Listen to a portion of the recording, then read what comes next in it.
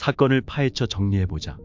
먼저 메이플이 성피해를 당했다고 경찰에 진술한 때는 2018년 3월에서 4월 사이.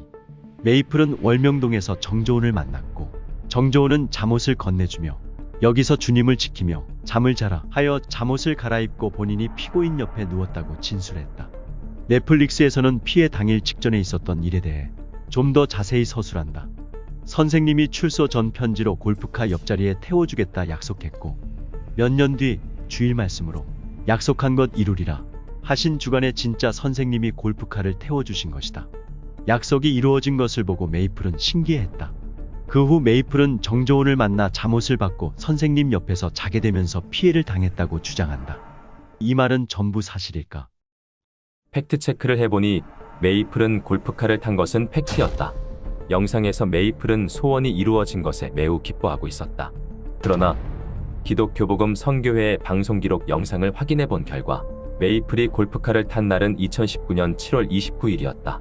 성폭행 피해를 주장하고 있는 날짜보다 1년 4개월이나 뒤에 있었던 일이다.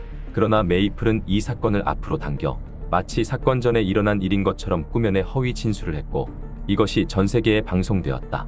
메이플은 왜 굳이 거짓말을 했을까? 정명석 총재를 메시아로 신격화하여 한거불능 상태에서 당했다고 근거로 삼기 위한 것이 아니었을까?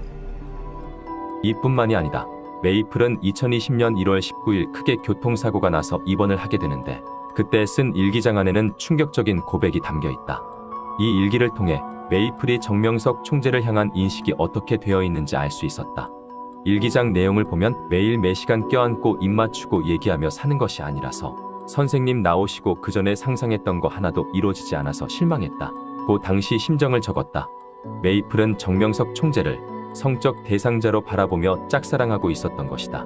그러나 정명석 총재가 본인이 원하는 대로 스킨십을 해주지 않자 실망했다며 기록한 것으로 봤을 때 20년 2월까지 메이플과 정명석 총재 사이에 아무 일도 없었던 것을 증명한다.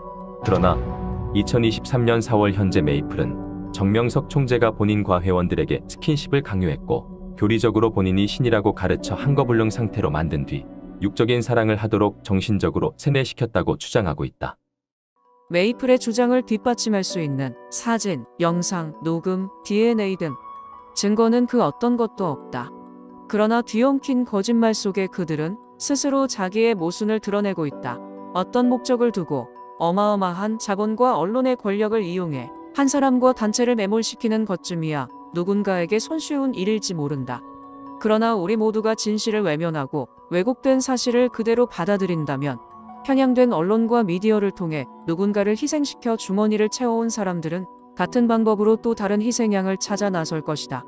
다음 희생양은 당신 혹은 당신의 가족이 될 수 있다.